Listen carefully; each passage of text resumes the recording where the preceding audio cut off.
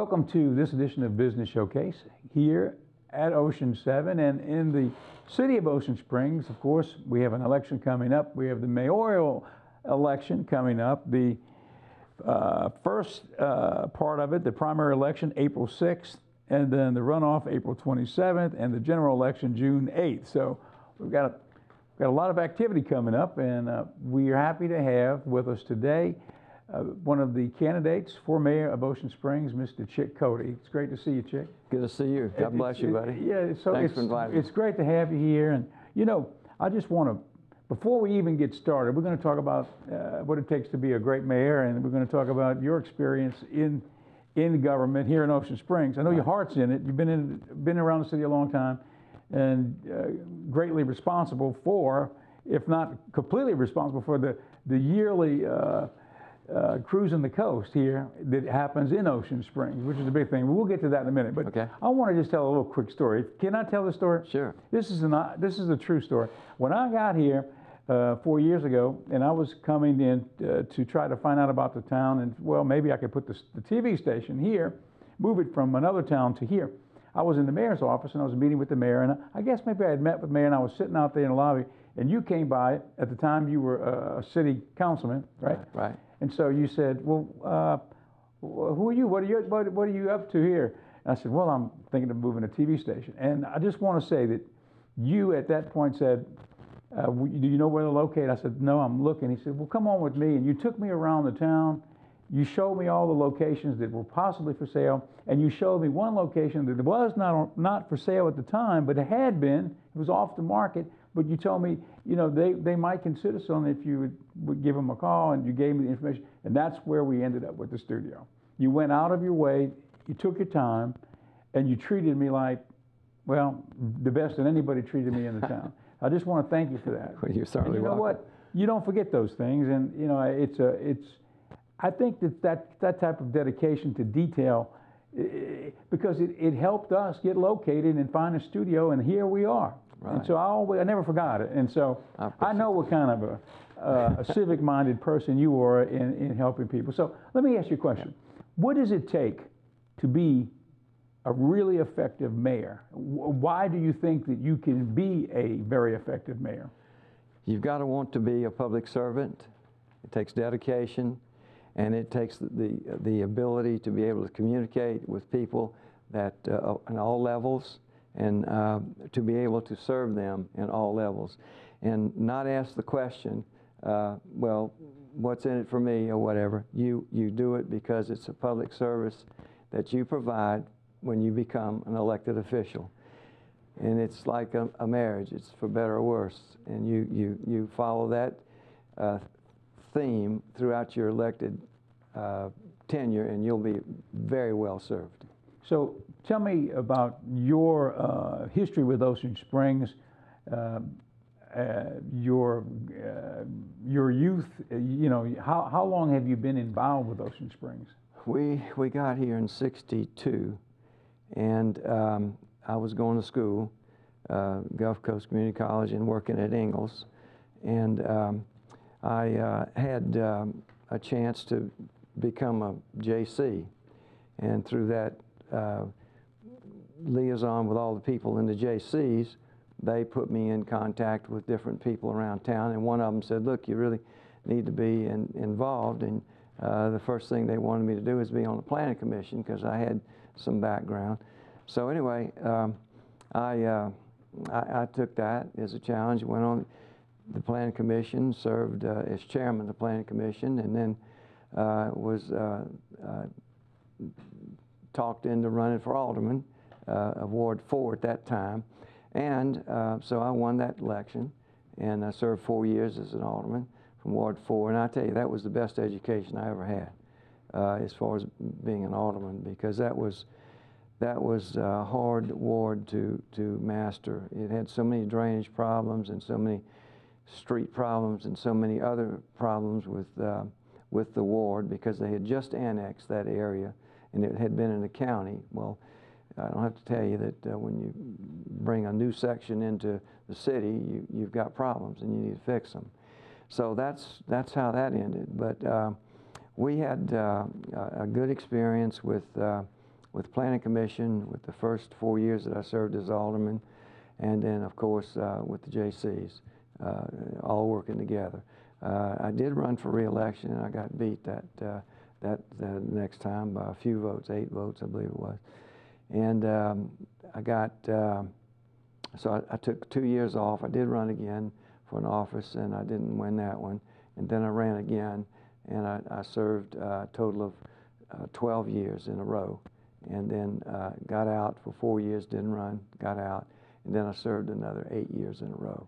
Wow. So that's that, and that was from Ward 3. So I spent 4 years from Ward 4, and then I spent 20 years from Ward 3. It must be difficult to be in politics in general, but I guess as a mayor, you got to balance so many interests, right? You got to.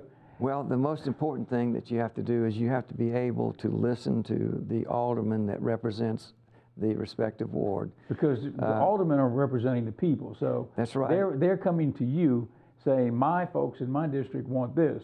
Right. But there's competing interests, right? There is, and what you have to do is you have to meet with that alderman. You have to determine the priorities that he sets forth, and then you try to fund them and get the sources of funding so that you can complete those. The hardest thing about being an alderman is this, in my opinion.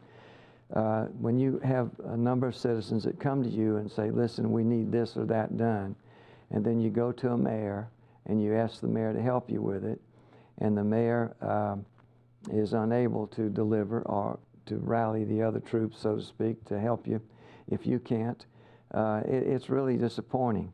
But nonetheless, it's the job of that alderman to go after the funding for his ward and to make sure that his ward is treated equally along with the rest of them.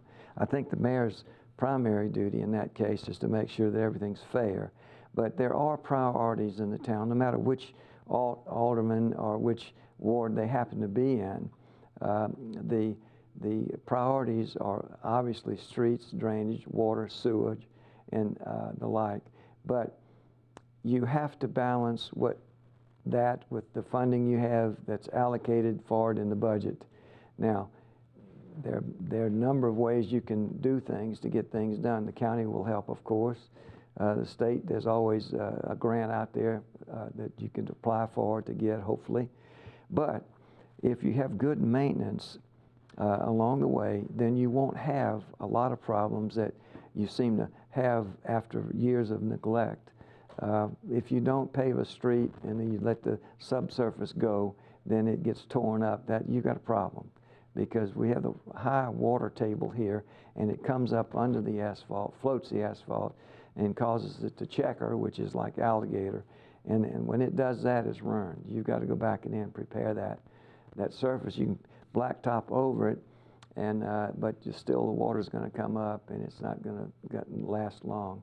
So you need to do things right every time.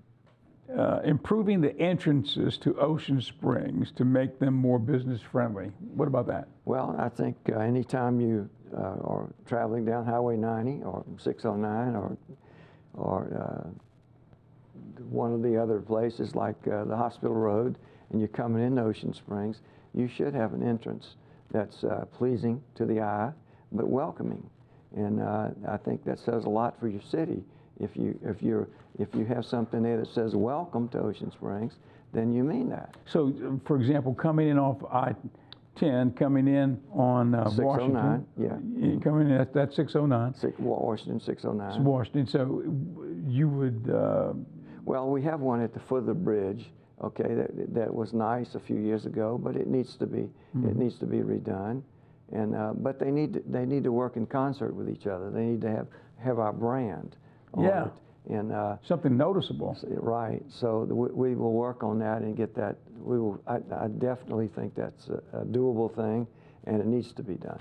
I agree. And also maybe coming in on Highway 90, coming in from remember now, you can come in on 57. Okay. Come in on 57. That's right there by the St. Paul's United Methodist Church. That we have a large sign there. There is one there, yeah. And however, there is one at Hospital Road, and it all comes off of I-10. So there's nothing there.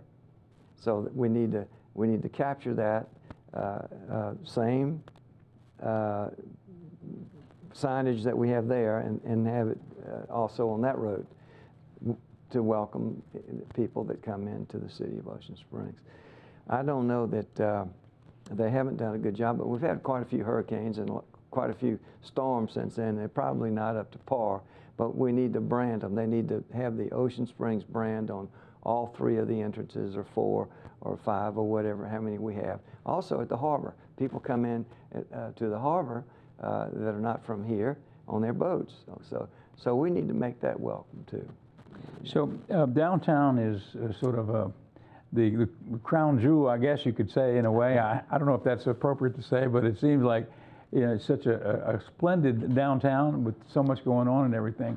But also East Ocean Springs is something that's developing right now around Highway 57, right? Well, when they put Walmart in, they told us that Walmart will attract businesses to that area because of the people flow. And obviously it's done that, okay, because you got several businesses there and it's growing continuously. Yeah. Okay, so it's growing out to the east. We have several problems in the east that we don't have downtown, obviously, because we have a lot of wetlands. But that doesn't mean they can't be mitigated and they can't be used. We just have to help them do that. And I think the city and the state could probably, and the county could probably help with a lot of that. Okay, we just have to petition them and get the funding available and make it attractive so that you can come in. Tractor Supply just put a building up out there and they're doing well. People come from all over. I'm a customer of them. Yeah, you know? And a lot of people are, and they love it. Yeah. So I mean, we know that it's doable. Okay, it's something that's workable, something we can do. We just need to pay more attention to detail. So that is an area for future development going east. That is the only area. That's the only area left, really. Right, because we are pretty well built out downtown. It means you can take old houses and replace them with new like old houses, which seems to be the trend now for a lot of people that want to invest in housing. But you know, how much is too much? Are you destroying the flavor and the uniqueness of Ocean Springs when you remove those old houses? Hopefully they're the only ones that they're removing are the ones that really absolutely need to be removed because they're either termited or rotted or just not fixable or not won't fit the plan that they have for the lot. But I think that by and large, if you move to the east, you've got new property and you've got a new clientele base that you need to develop, but you're also developing a base from Goche and from Jackson County and from Van Cleven and as well as Ocean Springs. So I think it's a good thing. The tree preservation downtown, that's always kind of a hot topic. Some people want the trees to be trimmed, some people don't. That's kind of a hot potato, I guess, sometimes. Obviously you don't want to destroy the tree canopy. That's what Ocean Springs is, and anybody that lives here will tell you that. But you still have to maintain a tree. If it has dead limbs, you don't want that to fall on somebody's head. Doing Cruising the Coast and Peter Anderson, prior to those two big, large events, we have a tree expert come in and look at them and determine what we need to do if there's rotted wood or damaged woods from storms and stuff. And he will make an assessment and give it back, the report back to us, and we'll take the necessary repairs to cut the tree or fix the tree or whatever we can do to make it right. But lessening the damage to anybody is an important 24-hour job, and you've got to do that. Anybody that has any love for those trees knows that we cannot cut those trees down or damage them in any way that would cause harm to them. So we're going to take care of those trees. The golf carts around the strip here on Government Street, that seems to be something that's growing, right? It is. We started that years ago at Peter Anderson and Cruising the Coast. Actually, Peter Anderson started it first with using the golf carts because it was just so hard to try to get around town when those festivals were had all the streets tied up. So we went around the outside, the skirts of it, and then we decided to adopt that for Cruising the Coast because it made a lot of sense. And let me tell you, when we saw how well they worked for those festivals, we said, well, it's a shame not to have everybody else enjoy what we enjoy. And they kind of sold themselves. But yes, we definitely, I think there's about 400 of them registered now in the city, and that's good. And it provides you a way to go and come.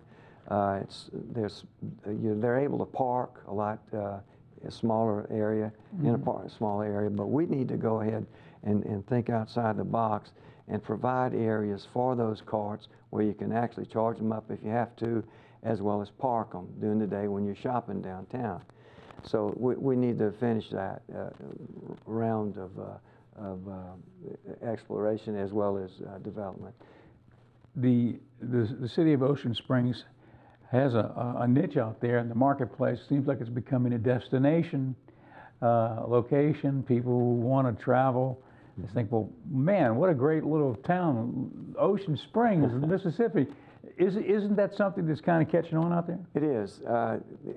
Just inevitably, in every thing that we have going on downtown, whether it's a parade, Peter Anderson Cruising, Spring Arts Festival, or any other festival that we have, Trick or Treat downtown, people will say to me, don't change anything. You don't know what you have. And these people are from other areas, especially those that are from up north or other places will say, man, we didn't know about this. We heard about this in Pigeon Forge, or we heard about this in somewhere in Tennessee, somewhere in Alabama, somewhere in Georgia. We were talking to some people, and they said, we just got back from Ocean Springs. You need to go there. They said, this is the best kept secret. I was going to say that, to use that same word, the best kept secret in Mississippi, right? And look, we are very much aware of that. We have a jewel here, and we know that, and we do not want to do anything to destroy that. And, you know, big's not always better. I keep saying that, but it's true. Quality of life, you know? Our quality of life is tremendous. Here. People come here from all over. Of course, our school system brings them from Keesler, from Ingalls, from all around the bases, the Gulfport, the CBs, the Navy base in Pascagoula, and other areas. They come here for our school system, which is that's great, because we worked hard to make sure that that's number one. It's number one in the state. And we're proud of that. But we have a lot of number ones in the state to be proud of. And I think the most important thing we have is we have an identification that is separate, probably a little better than most in some cases.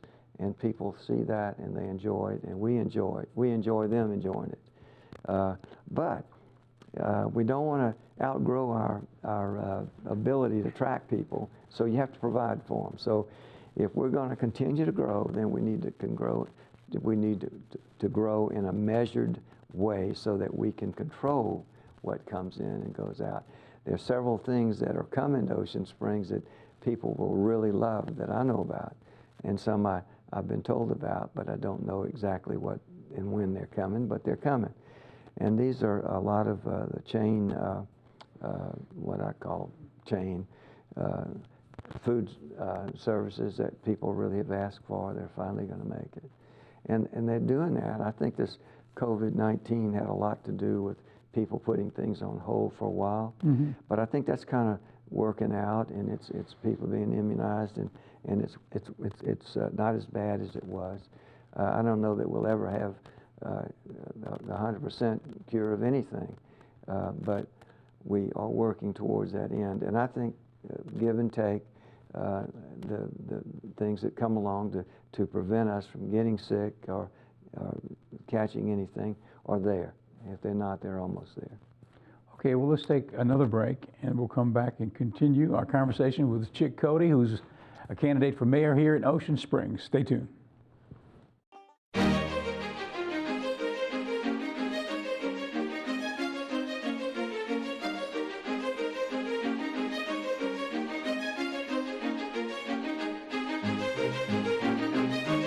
Let's put our heads together on a great staycation. Berry Creek Cabins in nearby Bogalusa, Louisiana is your wilderness staycation headquarters. Cozy cabin lodging for 4 to 12 people with modern amenities, kitchens, relaxing porches, fishing, and a 2,700 square foot party deck pavilion. Call 985-730-4395 or berrycreekcabins.com. Berry Creek Cabins is family staycation headquarters.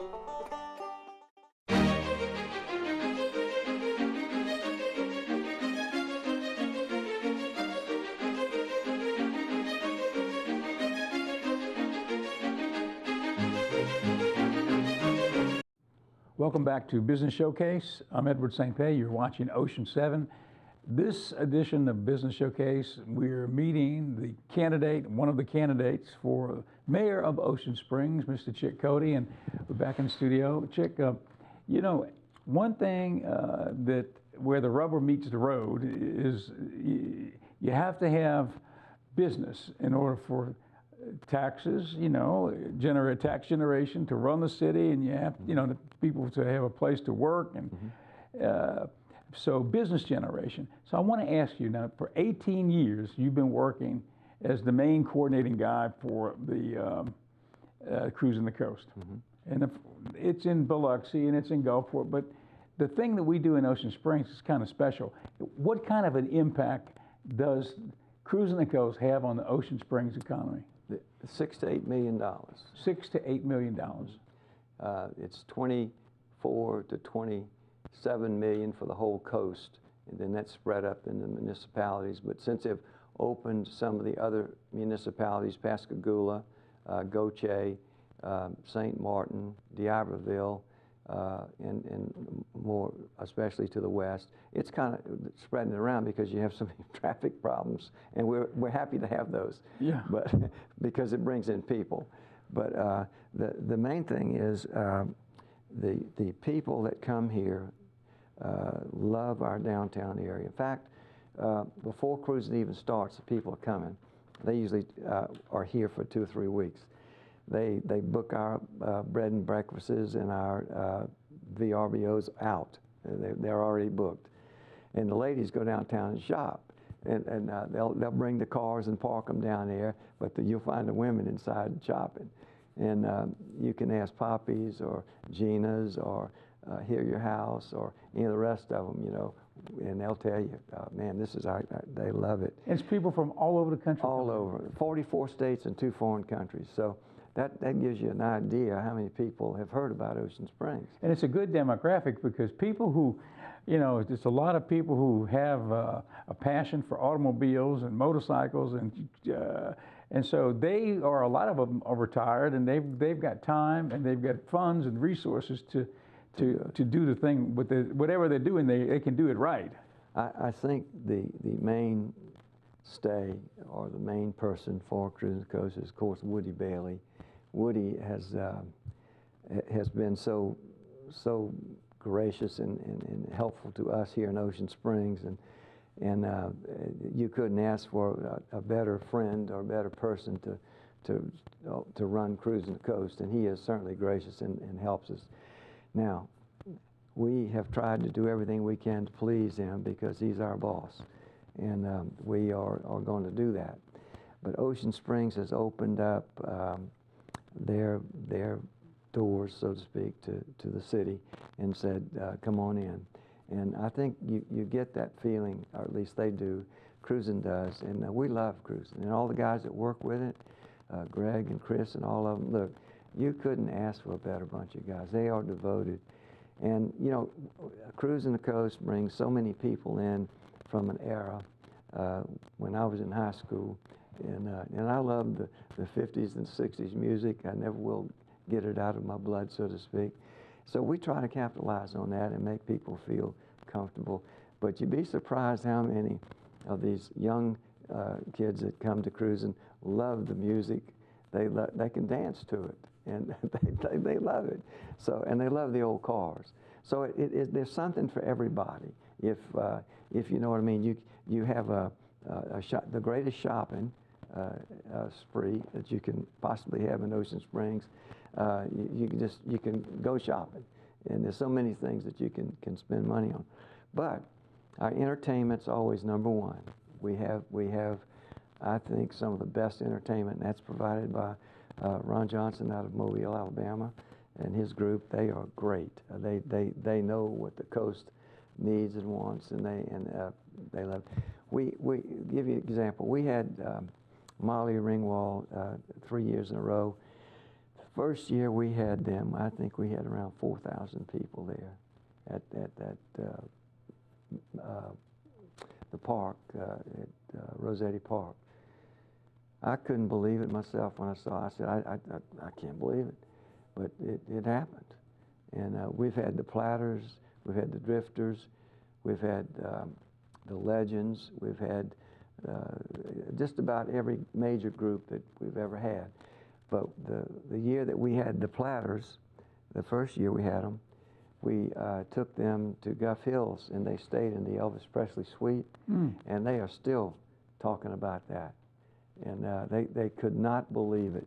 And they performed out there for Guff Hills, and it was unbelievable, unbelievable. It just those are the things that you can remember when you start into this. But the guy that actually started the Friday Night Bash with me was a guy by the name of Mr. Woods, and he is from over at Long Beach in Pass Christian and Bay St. Louis, in that area. And he was from California, and he said, look, he said, the thing that y'all do not have is a Friday night sock hop. He said, I guarantee you if you have one, it'll be a success. So I went to the Board of Supervisors, I went to the city, I went to everybody I knew, and I said, look, this is what we'd like to do. And they were receptive. And so when you talk about closing additional hours downtown, people get a little antsy. But we explained it pretty well, and we did it. And the first few years were just unbelievable. Now it's turned into something that's really